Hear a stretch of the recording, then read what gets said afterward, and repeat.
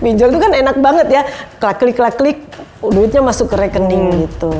Itu sudah bisa menjerat sampai 120 juta. Waktu 4 bulan. Dalam waktu 4 bulan. Dan seperti yang Ibu Iren bilang tadi ini bukan kebutuhan tapi kadang keinginan ya. Keinginan, gaya hidup. Gaya hidup. Iya. Jadi 58 pinjol, 10 pinjolnya itu legal, yang 48 pinjol ilegal. Saya mau keluar dari rumah karena saya berpikir kalau sudah WA12 ini kan pasti kemana-mana. Foto saya udah di mana-mana. Jadi banyak orang yang WA saya, ini ada apa. Saya berpikir kalau saya keluar rumah, pasti kan suami saya tinggal jawab aja, enggak, dia bukan istri saya lagi. Anak-anak saya nggak bisa bayar uang sekolah waktu itu karena hutang saya yang lama. Terancam untuk keluar dari sekolah juga gitu kan. Istilahnya saya udah sangat mengecewakan anak-anak. Karena kan waktu itu pinjol ilegalnya itu luar biasa. Sangat menyerang dan mempermalukan itu mereka, ya kalau boleh dalam tanda kutip sadis ya. Kalau orang nggak tahan tuh cuma satu kesimpulannya, udah mau mengakhiri aja. Makanya yang memang harus diredakan terlebih dahulu ya angin ribut di hati dan pikiran. Ketakutan, bayang-bayang maut seolah-olah ya kan kayak diancam nanti akan dibunuh dan sebagainya. Ya, hari ini kita akan berbincang dengan Ibu Iren dan Ibu Christina. Tapi sebelum kita berbincang, saya akan mengingatkan buat sahabat Solusi untuk like, komen, dan di-share video ini supaya bisa jadi lebih berkat bagi banyak orang lagi. Jangan lupa subscribe juga yang belum subscribe ke YouTube channelnya Solusi. Jadi mari langsung kita berbincang dengan Ibu Christina dan Ibu Iren. Halo Ibu, Shalom. apa kabar? Ibu Iren, baik, puji Tuhan. Nggak asing ya ini Ibu Christina. Iya. Nah, mungkin buat sahabat Solusi juga nggak asing. Karena Ibu Christina ini pernah jadi narasumber di Solusi waktu itu puji ya. Tuhan. Dimana Ibu ini dulu sempat terlilit hutang dari 60 aplikasi pinjol ya. Betul. Dan 40 kali lipat penghasilan hari itu hutangnya. Wow. Dan by the way, video yang Ibu bersaksi itu memang terus-menerus dilihat orang. Makanya kami melihat bahwa ada kebutuhan lagi tentang edukasi, hutang, pinjol, dan lain sebagainya. Terima kasih sudah datang hari ini ya Ibu ya. Iya, puji Tuhan. Dan Ibu nggak sendirian, ada Ibu Iren yang beda 2 aplikasi ya, 58 ya kalau Ibu Christina 60, Ibu Iren 58 aplikasi pinjol. Iya, betul. Yang hutangnya mungkin akumulasi udah 100 jutaan 120 juta. 120 jutaan. Iya. Nah, by the way, Ibu Christina dan Ibu Iren ini dari satu komunitas yang sama. Namanya apa, Ibu? Victory Life Community. Victory Life Community. Iya. Jadi di sini memang komunitas yang saling membantu, saling membangun itu. Tapi kita akan ngomongin komunitas itu lebih lanjut nanti. Kita akan masuk ke kehidupannya Ibu Iren terlebih dahulu. Gitu ya. Awalnya gimana Ibu? Bisa berhutang sampai sebegitu banyak dari 58 aplikasi pinjol? Iya. Memang di pernikahan saya dari awal itu keuangan tidak terbuka ya antara saya dan suami, terutama saya gitu. Sehingga itu yang membuat saya akhirnya istilahnya berselingkuh dalam keuangan ya. Saya banyak tidak jujur kepada suami, banyak keinginan saya, gaya hidup saya yang ya membuat ketimpangan dalam keluarga kami gitu. Akhirnya saya kalau pingin sesuatu nggak mau ngomong sama suami. Dan itu hutangnya sebenarnya mulai dari yang kecil gitu. Bertahun-tahun, 19 tahun pernikahan kami, saya berhutang gitu. Kalau pingin sesuatu saya beli gitu di belakang suami saya. Sampai akhirnya terakhir hutang saya adalah pinjol itu.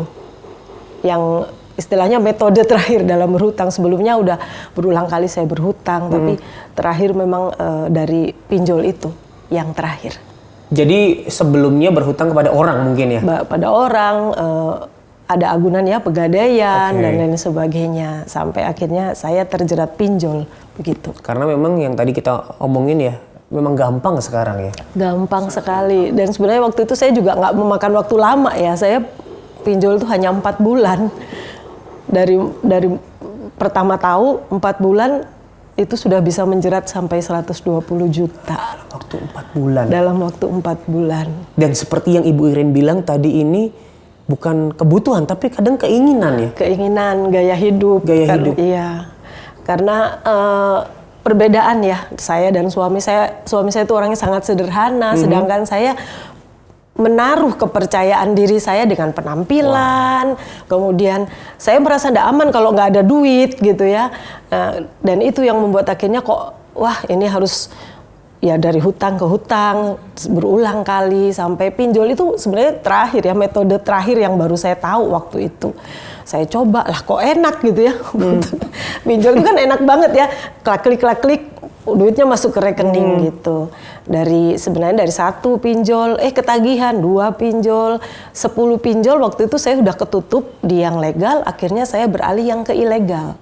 Ketutup itu maksudnya? Udah nggak bisa gali lagi lubangnya, yang legal. Karena sudah diblokir gitu ya? Akhirnya yang terbuka ilegal waktu itu.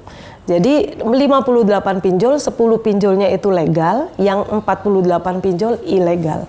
Wow, oke. Kalau aku boleh tahu dan mungkin bisa memberi edukasi buat sahabat solusi, bedanya pinjol legal dan ilegal itu apa, Ibu? Kalau yang legal terdaftar di OJK. Oke, ya gitu itu ya. Kalau yang ilegal memang tidak terdaftar di OJK dan sangat mudah memang cairnya uang itu, dan tagihannya sekitar 7 hari saya harus membayar ulang. Harus membayar kembali gitu dengan jangka waktu 7 hari. Dan memang waktu itu saya dapat limitnya 1.200.000 misalnya ya, cairnya cuma 700.000. Dalam waktu seminggu saya harus bayar 1.200.000. Dari mana? Nggak ada kan? Akhirnya saya harus gali 2 lubang lagi untuk menutup itu kan. Jadi berlipat-lipat terus jadi 2, jadi 4, akhirnya sampai jadi benar-benar dari 700.000 pinjaman saya jadi 100 juta. Sebenarnya yang besar di ilegal. Oke. Dan itu memang banyak terjadi ya, Ibu, bahwa pinjaman itu jadi banyak karena ingin menutup lubang yang sebelumnya. Gali lubang, tutup lubang. Pada akhirnya menumpuk gara-gara itu. Iya. Dan memang lebih banyak orang yang menurut pengalaman Ibu Christine ya, yang beralih ke pinjol itu demi gengsi dan keinginan ya. Lebih banyak ya. Karena itu, dan mungkin juga ada sebagian yang karena cicilan udah terlanjur numpuk nih. Mau mengajukan ke bank udah ditolak karena banyak yang masih kredit macet. Gitu. Jadi larinya ke pinjol. Pinjol kan nggak ngecek lagi slik OJK kita. Jadi mudah sekali gitu. Buat Ibu Iren ya. Momen apa sih yang pada akhirnya membuat Ibu menyadari bahwa ini sudah sangat melilit, sangat menjerat dan menjadi beban buat hidup Ibu Iren? Ya, waktu itu memang saya sudah nggak bisa gali lagi dan gagal sudah ya. Saya nggak bisa gali lagi, udah akhirnya saya merasa waktu itu, waduh kok jadi besar gini. Benar-benar seperti di hipnotis ya. Jadi sehari itu saya pegang HP itu cuma ngurusin pinjol doang. Gimana caranya saya menutup yang lama, menutup gitu. Lama-lama capek juga ya, lelah. Dan memang waktu itu karena saya sudah gagal bayar, saya tidak bisa bayar, WA Blast sudah kemana-mana. Karena kalau yang ilegal tuh kan udah WA Blast kemana-mana gitu kan, dan semua orang udah tahu, dan memang sampai ke suami saya WA pada akhirnya begitu. Nah, awal-awal setelah Ibu terjerat hutang begitu banyak, 58 pinjol, 100 jutaan, apa yang membuat Ibu tidak mau bercerita kepada suami? Karena ini kan bukan hutang saya yang pertama. Jadi kalau saya ngaku ya jujur saya takut ya, kemudian juga saya suami saya takut, syok lah, apalah banyak hal yang mengantui rasa takut saya, overthinking gitu ya. Sampai saya akhirnya udahlah saya berusaha sendiri gitu. Ya kalau bisa dibilang, kalau suami saya bilang kamu memang tidak selingkuh tapi berselingkuh di keuangan gitu. Jadi ya namanya pengkhianatan ya, ketidakjujuran itu kan memang membuat rasa takut yang berlebihan sebenarnya. Begitu. Karena ada disembunyikan itu ya. Iya, betul. Oke, baik. Dan setelah pada akhirnya suami tahu itu gara-gara ada tagihan debt collector yang menyasar ke telepon suami. Betul, iya. Saya tidak akan pernah lupa itu kejadian itu di tanggal 1 Maret 2022 itu. Memang kejadian itu suami saya dapat WA, kemudian suami saya tanya, ini apa lagi gitu ya. Waktu itu saya cuma bilang sama suami saya, aku sakit, saya bilang. Aku sakit, Pak, karena kan memang ini kan udah berulang ya saya lakukan. Aku sakit, Pak, saya gitu. Dan keputusan saya memang waktu itu saya mau keluar dari rumah. Gitu. Saya mau keluar dari rumah karena saya berpikir kalau sudah WA12 ini kan pasti kemana-mana. Yang saya takutkan nama baik suami saya, nama baik anak-anak saya, teman-teman kantor suami saya, itu yang saya takutkan waktu itu. Saya berpikir kalau saya keluar rumah, pastikan suami saya tinggal jawab aja, enggak dia bukan istri saya lagi, kan gitu aja gitu. Saya tidak tahu kan gitu. Tapi ternyata kasih Tuhan itu luar biasa ya. Kasih Tuhan itu ada di hati suami saya.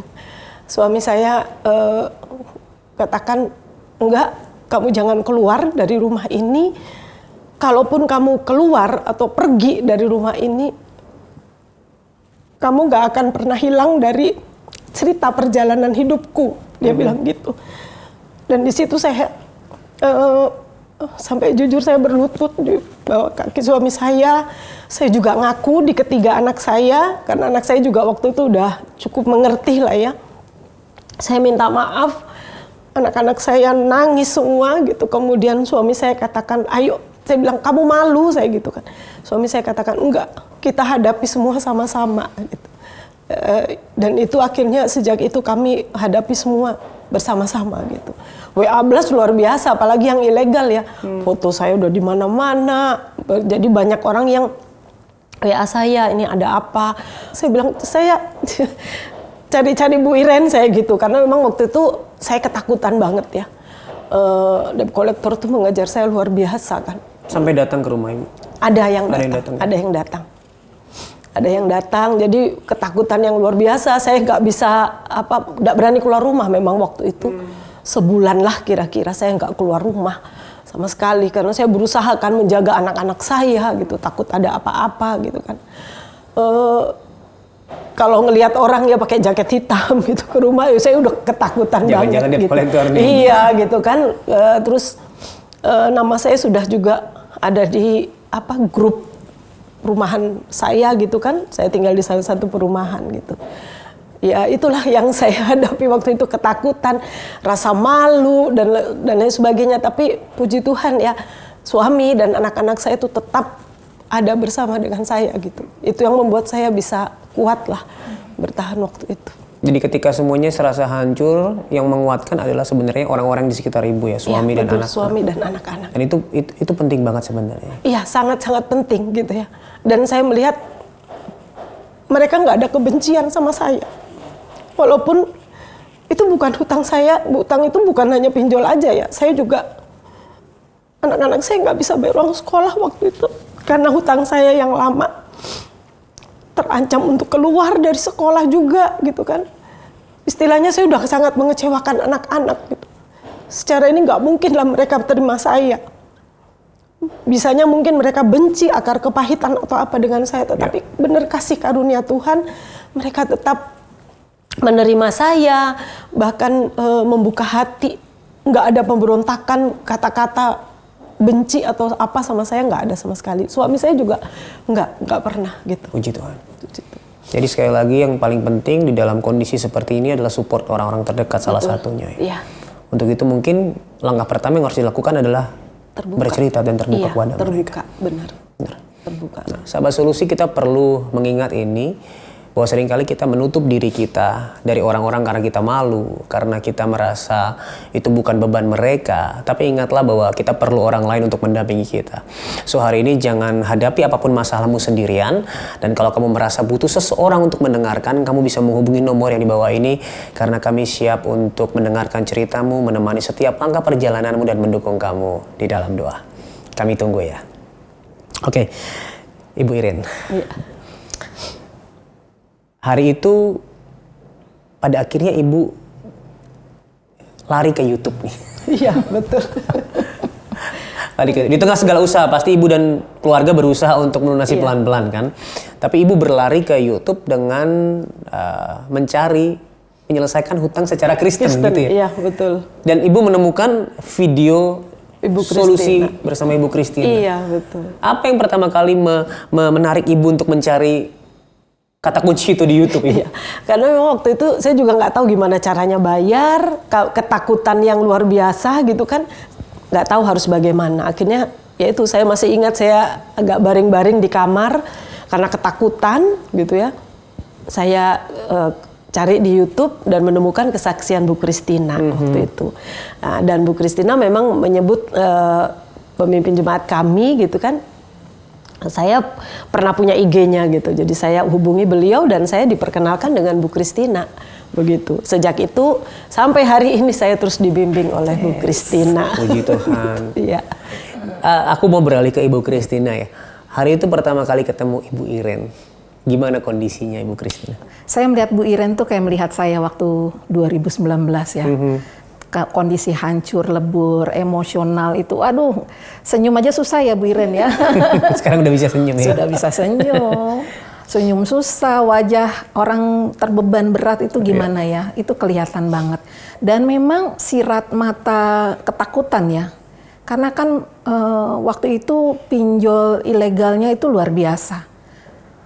Sangat menyerang dan mempermalukan itu mereka. Ya kalau boleh dalam tanda kutip sadis ya. Kalau orang nggak tahan tuh cuma satu kesimpulannya, udah mau mengakhiri aja dengan cara mereka. Ya bersyukur akhirnya lewat Solusi TV, lewat kesaksian Bu Iren menemukan tools batu lompatan ya. Akhirnya saya bisa berkenalan dengan Bu Iren juga, kita join dalam satu komunitas.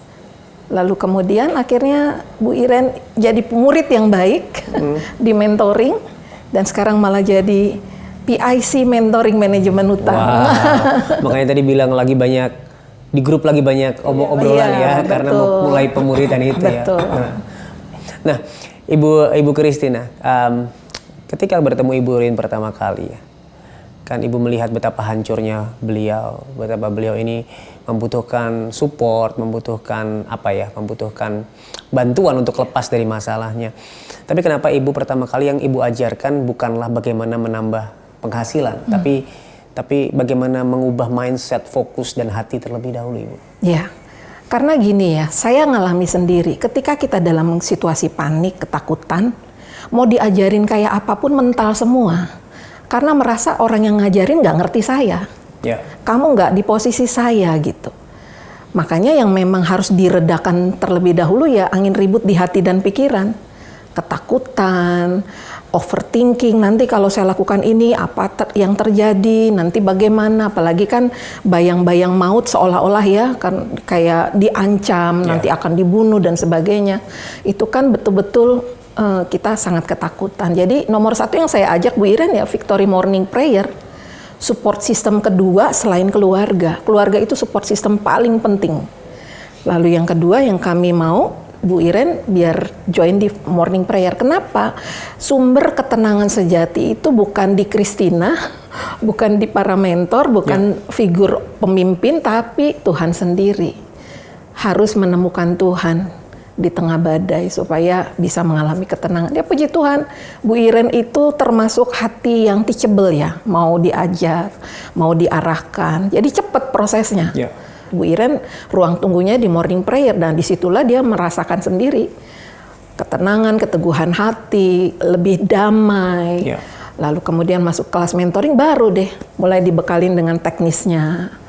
Gimana kelola hutang dengan benar, gimana kelola uang, gimana mindset yang benar tentang uang. Terus bagaimana sih cara menambah income tanpa harus kebobolan lagi nambah utang baru.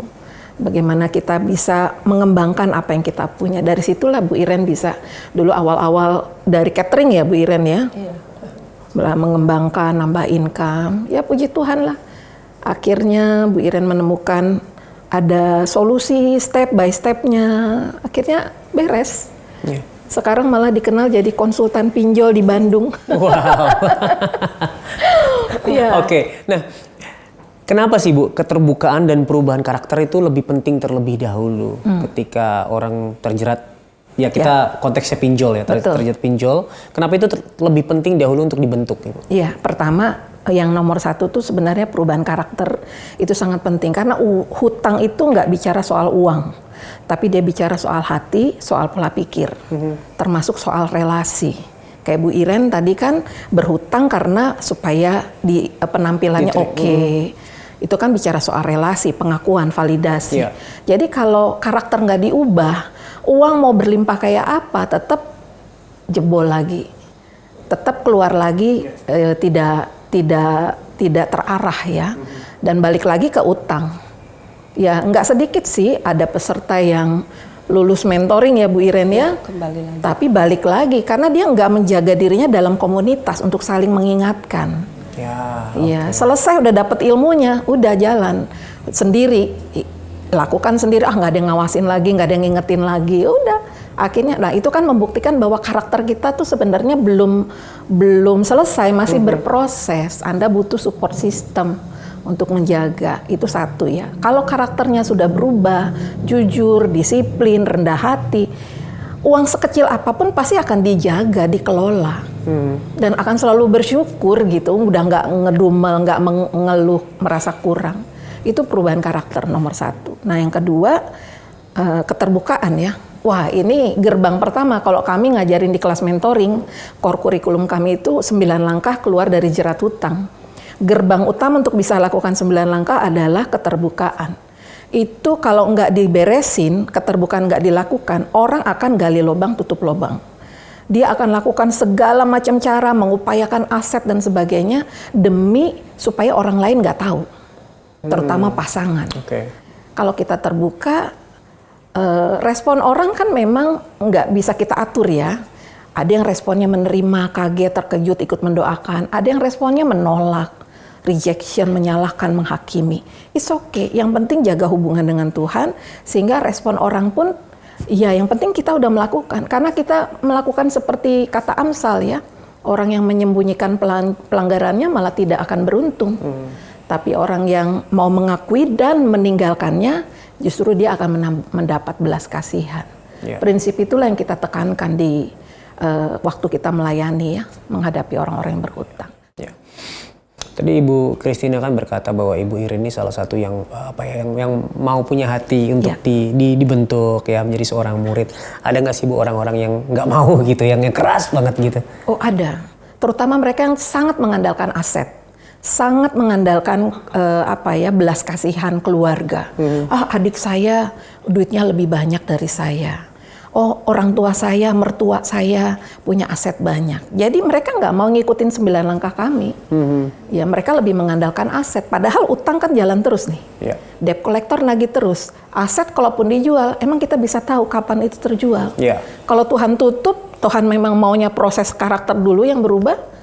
Ya mau bagaimana upaya juga belum terjual gitu. Jadi banyak orang yang lebih mengandalkan aset, belas kasihan orang lain daripada mau selesaikan yang sekarang di depan matanya gitu. Untuk orang-orang yang seperti itu, proses apa yang Ibu ajukan ke mereka? Ya biasanya kita menawarkan ya, karena kita cuma kasih pilihan. Kalau Anda memilih ikut 9 langkah, Anda sendiri yang merasakan, memang badainya pasti ada. Bukan berarti terus dilakukan 9 langkah, debt collector nggak ladeni atau gimana. Tapi Anda bisa berproses di situ dan itu pil pahit yang menyembuhkan sebenarnya. Saya kapok, Bu Iren kapok, karena kita udah ngelewatin badainya. It's okay, nggak apa-apa. Masalah itu ada expirednya kok. Tapi kalau Anda tidak mau melakukan, ya Anda merasakan sendiri konsekuensinya. Gitu, hutang makin jalan, makin bertumpuk, sementara mengandalkan orang lain kok responnya malah menjauh dan sebagainya. Nah dalam konteks Ibu Iren tadi kan, ini kan Ibu Iren berhutang untuk gengsi ya, supaya dilihat orang. Istilahnya kan kita pinjam uang yang kita nggak punya, beli barang yang kita nggak butuh, untuk buat orang yang kita nggak suka kagum gitu ya. Nah apa yang Ibu pengen sampaikan ke mereka yang mungkin masih punya mindset seperti Ibu? Iya, sebenarnya ketika kita melakukan hal itu, apa yang menyebabkan itu yang mesti diketahui, akar masalahnya. Karena rasa berharganya itu didasarkan pada penampilan dan apa kata orang. Itu yang paling berbahaya. Itu sebenarnya tipu muslihat iblis ya. Dia menghancurkan diam-diam sampai akhirnya betul-betul kita bergantung kebahagiaan kita pada orang lain, pada penampilan, pada keadaan. Biasanya memang harus bisa bertemu dengan Tuhan langsung belajar dari firman Tuhan, ada dalam komunitas, disitulah kita bisa disadarkan. Kami selain mentoring juga memang ada kelas-kelas pemuritan yang lain. Ada VLT Life Transformation untuk foundation, untuk identitas diri, kita mau bangun di sana. Bangun identitas diri kita bukan berdasarkan penampilan atau apa kata orang, tetapi karena pengorbanan Kristus di kayu salib yang membuat kita berharga, mulia, dan dikasihi Allah. Amin. Harusnya begitu. Jadi terlebih dahulu dipulihkan identitasnya Yes, ya. Bahwa betul. keberhargaannya itu bukan apa yang aku pakai, apa yang aku punya, tapi di dalam salib Kristus. Betul. Ya, wow. Keren banget. Nah, Ibu Iren, kan waktu pertama kali ketemu tentu Ibu pernah nggak sih mengharapkan, oh ada solusi yang cepat nih. Tapi ternyata Ibu malah disuruh ikut morning prayer setiap hari. Responnya gimana Ibu? Iya, di awal memang saya berpikir begini ya, ini urusan hutang loh, kok disuruh doa pagi gitu ya. Tapi memang waktu itu saya nggak mau bantah sama sekali ya Bu Christina. Murid yang bagus. Saya langsung ikut doa pagi tanpa bertanya. Tapi di situ justru saya menemukan bagaimana Tuhan itu mau memproses hidup saya. Makanya waktu itu sejak saya ikut doa pagi, saya nggak peduli. Mau nama baik saya jelek, mau saya diomongin orang di luar, saya nggak peduli. Karena satu, setiap doa pagi kami ada perenungan salib namanya. Jadi setiap pagi saya cuma bilang, Tuhan saya bersembunyi di belakang salibmu. Itu aja yang saya bilang. Saya nggak peduli waktu itu. Mungkin orang-orang kalau ngelihat saya seperti ngelihat apa, mungkin dia udah, ini mah pinjol, ini tukang ngutang gitu. Tapi saya hanya bersembunyi di belakang salib Kristus. Setiap pagi saya hanya berdoa, lindungi keluarga saya, orang-orang terdekat saya. Karena pasti mereka kan juga terancam ya dengan debt collector yang mengejar-ngejar. Itu sih yang membuat saya terus bertahan. Sampai hari ini saya nggak pernah bolong doa pagi. Gitu. Karena kembali menemukan bahwa jawaban satu-satunya adalah bukan badainya disingkirkan, tapi kehadiran Tuhan di tengah badai. Iya, ya, jadi badainya tetap ada hari itu, debt collector tetap nagih ya. Tapi Ibu sudah merasakan damai yang sejati itu ya Bu ya. Nah sahabat solusi, kita diingatkan hari ini sekali lagi bahwa solusi satu-satunya kadang-kadang bukanlah badainya disingkirkan, tapi kehadiran Tuhan di tengah badai. So hari ini apapun permasalahanmu, mungkin kamu terjerat hutang yang begitu besar, pertama-tama datanglah kepada Tuhan, karena hanya di dalam Dia ada jawaban, di dalam Tuhan ada solusi. Tapi kalau kamu rindu untuk didoakan, kamu bisa menghubungi nomor yang di bawah ini. Kami siap untuk mendoakanmu, menemani perjalananmu, mendengar segala keluh kesahmu, dan yang pasti kamu tidak sendirian. Oke. Setelah ini Ibu Christina juga akan menjawab beberapa pertanyaan dari sahabat solusi tentang hutang. Bagi mereka yang sedang terjerat hutang, akan ada pertanyaan yang akan beliau jawab. Jadi jangan kemana-mana, tetap saksikan ini sampai selesai nanti ya. Oke, kita kembali ke Ibu Iren. Ya. Setelah menjalani mentoring itu ya, datang ke morning prayer, terus ikut segala langkah yang mungkin disediakan oleh komunitas ini. Ada yang berubah nggak Bu? Dengan cara Ibu memandang uang mungkin? Iya, memang kami kan ditekankan dari pertama, kita ini pengelola, bukan pemilik. Ya. Jadi saya belajar mengelola, walaupun jatuh bangun, jujur saya jatuh bangun ya, mengelola. Sampai saya kalau bikin budgeting, itu saya tulis gede-gede, cukup gitu ya. Karena saya bikin belajar mencukupkan diri gitu. Jatuh bangun iya gitu. Tapi puji Tuhan karena saya belajar untuk nurut, saya belajar menjadi pengelola. Karena ini kan kepercayaan dari Tuhan, saya belajar.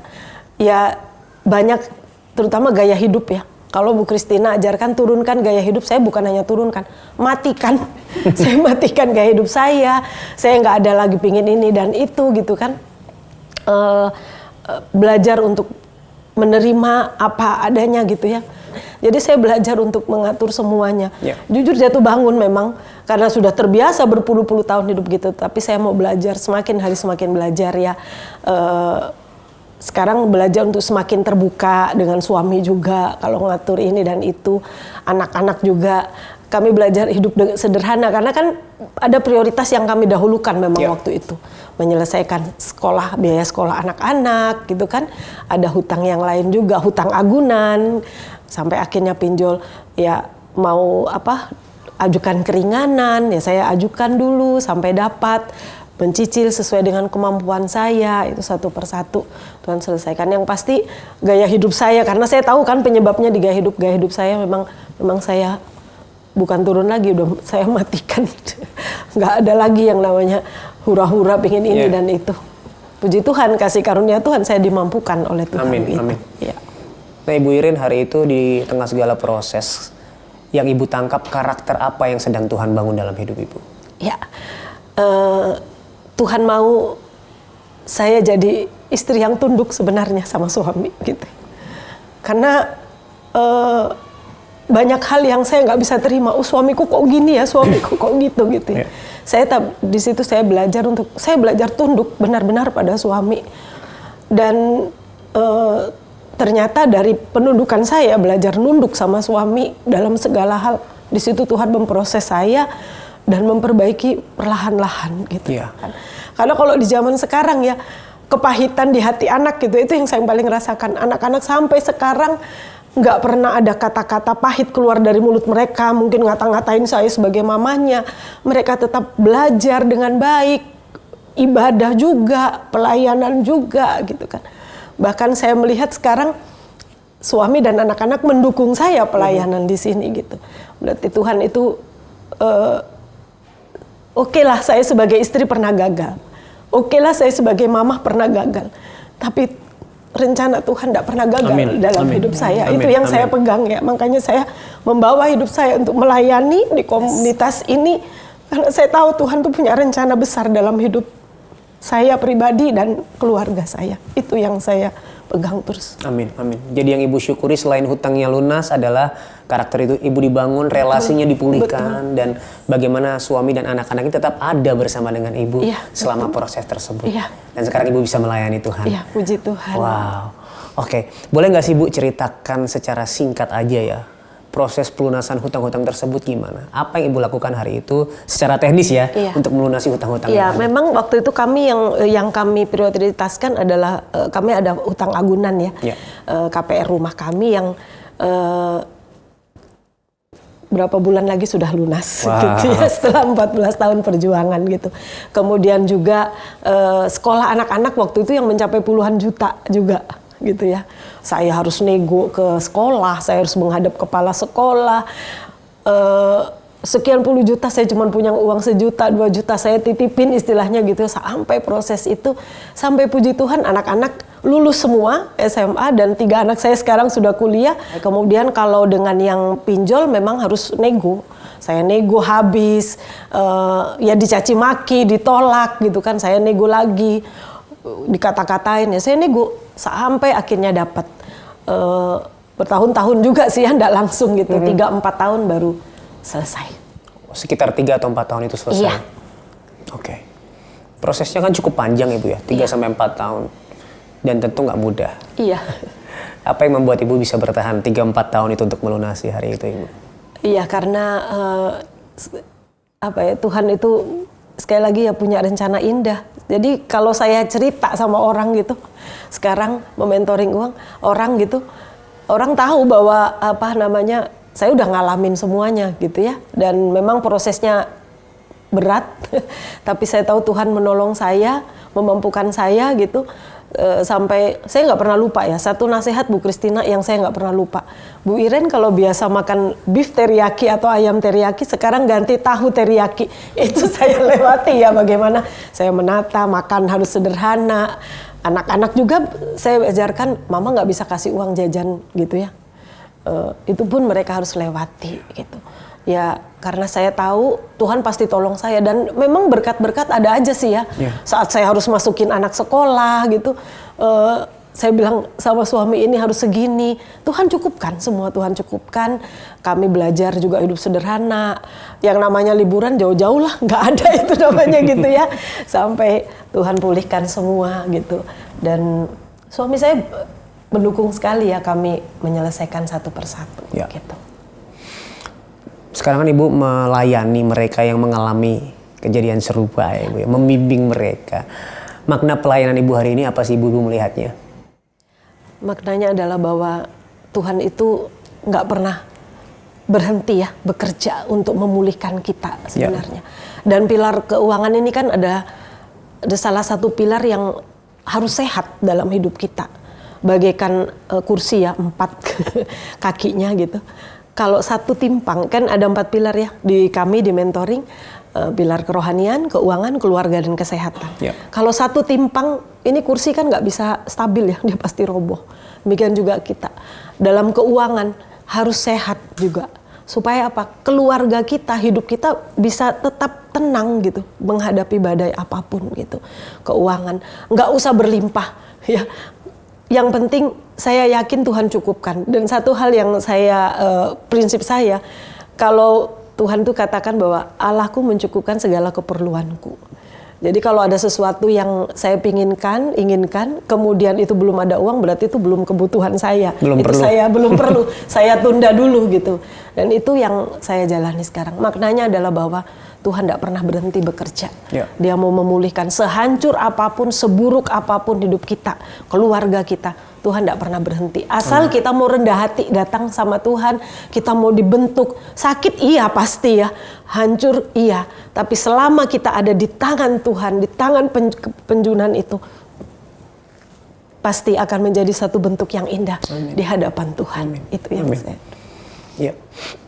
Ibu Christina dan Ibu Iren, buat sahabat solusi yang hari ini mungkin lagi terjebak hutang ya, boleh gak sih bagikan tips singkat aja? Gimana sih langkah-langkah awal apa yang harus dilakukan mereka untuk lepas dari jeratan ini? Ya, kalau saya sadari dulu penyebab hutang apa. Kalau saya kan gaya hidup harus sadar dulu dan bertobat di titik itu, gitu ya. Sebab kalau kita datang pada Tuhan mau bertobat, Tuhan pasti siap mengampuni kita dan siap di mentoring. Butuh mentor itu pasti butuh, karena saya sampai juga sekarang pun saya tetap butuh mentor ya. Sampai saat ini, itu sih. Kalau dari Ibu Christina? Iya, setelah apa yang dilakukan Bu Iren, sarannya Bu Iren, memang selanjutnya adalah tindakan ya. Iman tanpa perbuatan itu mati. Berdoa bukan berarti Tuhan tidak punya kuasa untuk memulihkan keuangan kita, tapi berdoa harus disertai pertobatan. Jadi yang kami ajarkan memang 9 langkah itu harus dilakukan, mulai dari keterbukaan. Ya, 9 langkah itu apa sih? Catat utang dengan benar, cek slik OJK supaya kelihatan baki debit, sisa utang kita tercatat OJK. Yang kedua, stop utang baru. Lalu kemudian turunkan gaya hidup ya Bu Iren, beef teriyaki jadi tahu teriyaki. Lalu adakah aset yang bisa dijual? Hasil jualnya itu untuk ditabung dulu sampai dapat keringanan. Baru kemudian yang kelima, tulis surat nego kepada kreditur, akui salah, tidak bisa membayar tepat waktu, minta keringanan. Lalu yang keenam itu langkahnya adalah stop bayar dulu. Jangan bayar dulu untuk pinjaman yang tidak beragunan. Makanya Bu Iren tadi itu prioritaskan dulu. Kita ajarkan di catatan hutang itu bukan fokusnya ke jatuh tempo, tapi kita atur prioritas sesuai kekuatan keuangan kita. Pinjaman agunan supaya aset tidak tersita, tidak terlelang. Tapi kalau asetnya itu memang harus dijual, harus rundingan dengan keluarga. Hasil penjualan pun nggak langsung tutup utang semuanya.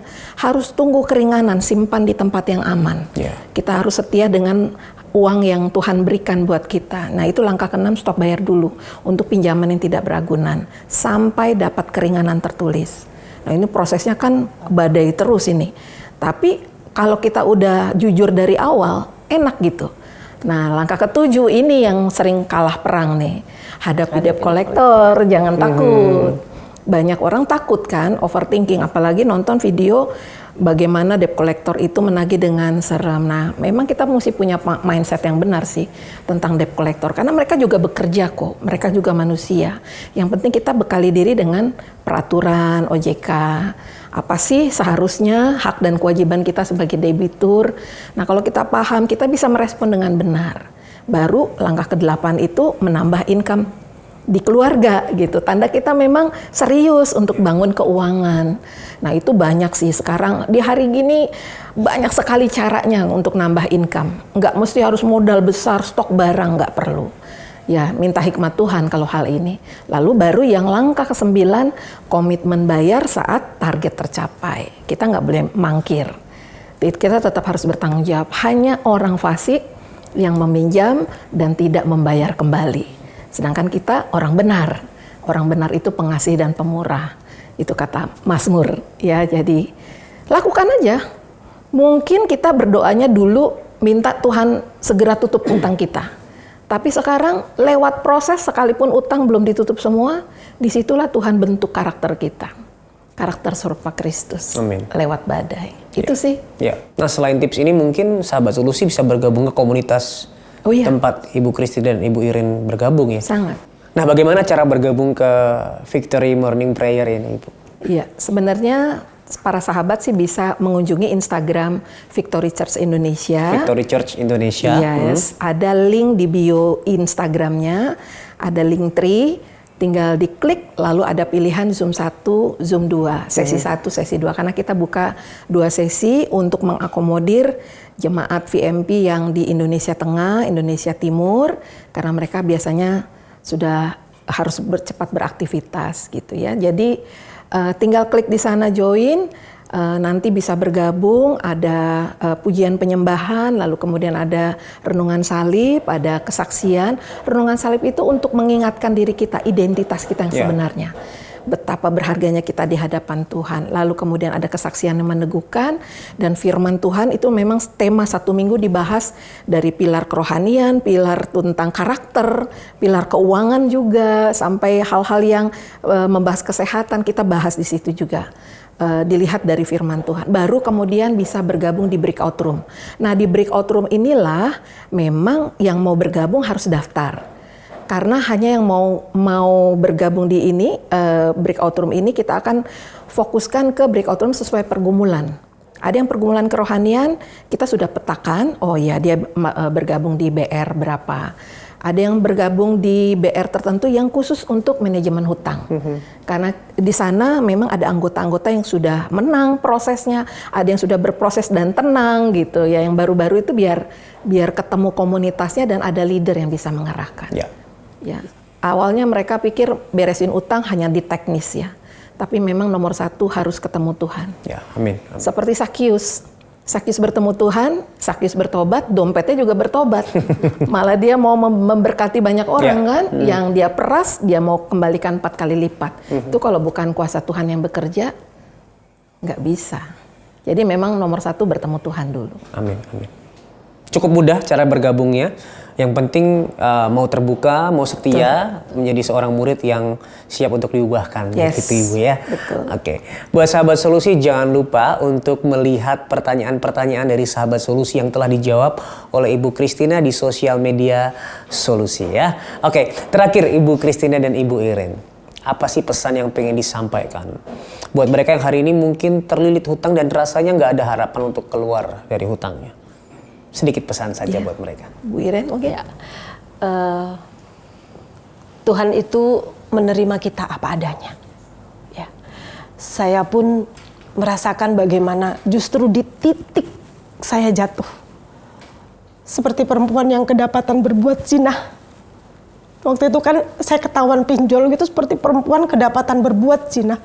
Tetapi di situ saya melihat kasih Tuhan yang mengangkat saya lewat suami dan anak-anak, kemudian juga lewat komunitas yang luar biasa, mengangkat saya, menerima saya, bahkan yang terlebih lagi, Tuhan mau pakai saya jadi berkat.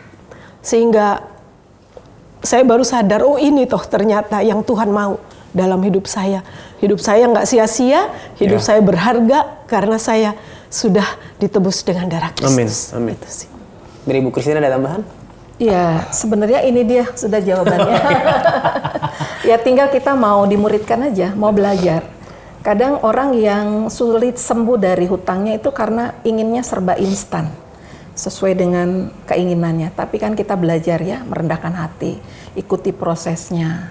Makanya memang harus kuat secara mental. Menang dulu di dalam, baru bisa menang di keuangan kita. Ya. Baik. Terima kasih sekali lagi Ibu Iren, Ibu Christina buat kesaksiannya, buat pesan-pesannya, edukasinya buat sahabat solusi. Sekali lagi terima kasih banyak. Nah, buat sahabat solusi, hari ini kita diingatkan bahwa ketika kita punya masalah, ketika ada badai yang menerpa, Tuhan terlebih dahulu mau membentuk hidup kita, membentuk karakter kita. Dan hari ini jika kamu ada beban yang begitu berat, masalah yang begitu berat, badai yang begitu berat, khususnya berkaitan dengan hutang, mari bercerita kepada kami, terbuka kepada kami, hubungi nomor yang di bawah ini. Karena kami siap untuk mendengarkan ceritamu dan mendukung kamu di dalam doa. Ingat, jangan lewati semuanya sendirian. Tuhan Yesus sangat mengasihimu, dan apapun permasalahanmu, di dalam Tuhan pasti ada solusi.